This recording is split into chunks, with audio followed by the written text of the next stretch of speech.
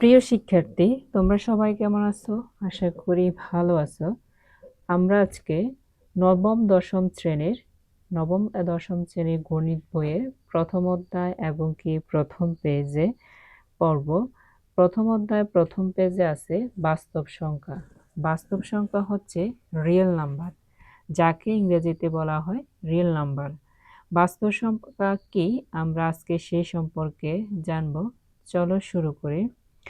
সংখ্যার ইতিহাস মানব সভ্যতার ইতিহাসের মতোই প্রাচীন। মানব সভ্যতার ইতিহাসটা যেমন আদি যুগ থেকে শুরু হয়েছে, তারপরে কি হচ্ছে মধ্যযুগ, তারপরে আধুনিক যুগ, এভাবে সভ্যতার ইতিহাস কি হচ্ছে পরিবর্তিত হচ্ছে।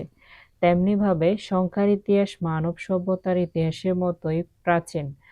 পরিমাপকে প্রতীক দিয়ে সংখ্যা আকারে প্রকাশ করার পদ্ধতি থেকে গণিতের উৎপত্তি।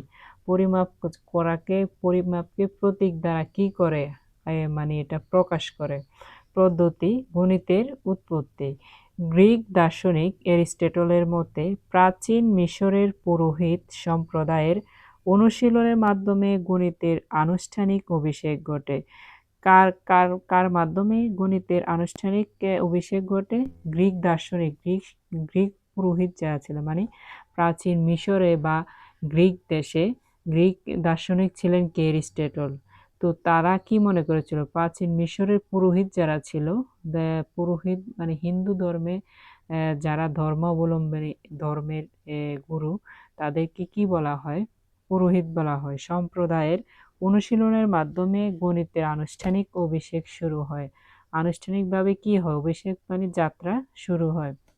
তাই বলা যায় সংখ্যাভিত্তিক গণিতের সৃষ্টি যীশু খ্রিস্টের জন্মের প্রায় 2000 বছর পূর্বে। যীশু খ্রিস্ট হচ্ছে খ্রিস্টান ধর্মের যিনি ধর্মগুরু, যার নামে তারা তিনি হচ্ছেন যীশু খ্রিস্ট।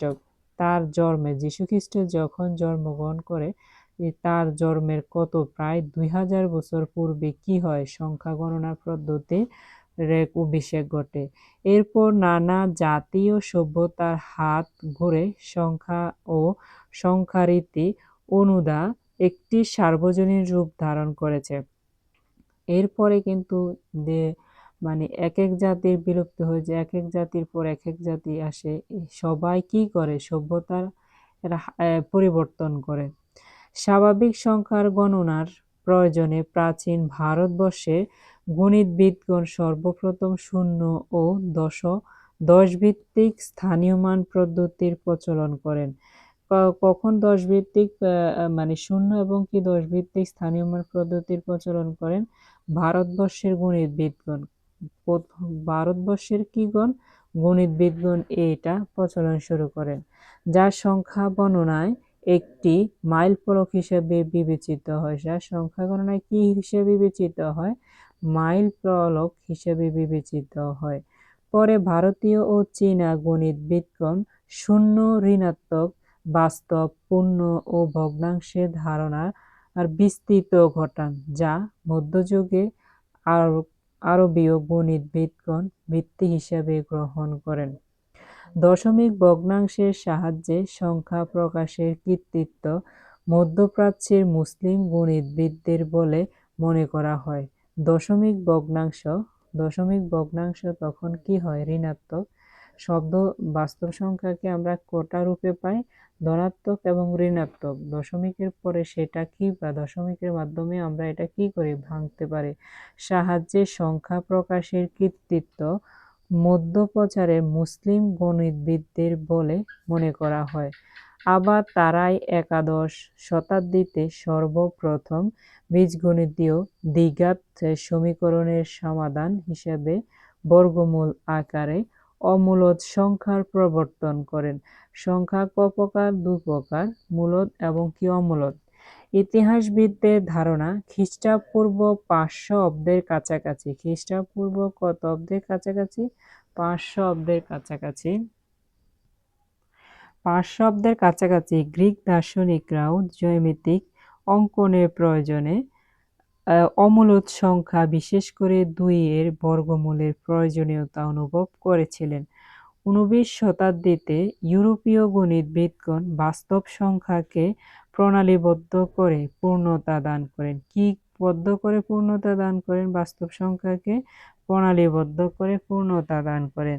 দৈনিক প্রয়োজনে বাস্তব সংখ্যা সম্বন্ধে শিক্ষার্থীদের সুস্পষ্ট জ্ঞান থাকা প্রয়োজন। এই অধ্যায়ে বাস্তব সংখ্যা সম্পর্কিত প্রয়োজনীয় আলোচনা করা হয়েছে। তাহলে আমরা এই অধ্যায়ে কি কি সম্পর্কে আলোচনা করা হয়েছে? বাস্তব সংখ্যা সম্পর্কে আলোচনা করা হয়েছে। মানে সংখ্যা কিভাবে প্রথম থেকে শুরু হয়েছে সে সম্পর্কে এখানে একটু আলোচনা করা হয়েছে। সংখ্যা তো তখন ছিল না আদি যুগে। সভ্যতার পরিবর্তনের মাধ্যমে মানুষ গণনা পদ্ধতি সহজ করার জন্য সংখ্যা প্রতীক হিসাবে ব্যবহার করে এবং কি গণনা পদ্ধতি সহজ করে। তো আমরা এই অধ্যায় পরে কি কি জানতে পারবো সেটা একটু জেনে নিই। আমরা এই অধ্যায় শেষে তোমরা এই অধ্যায় শেষে কি কি জানতে পারবে?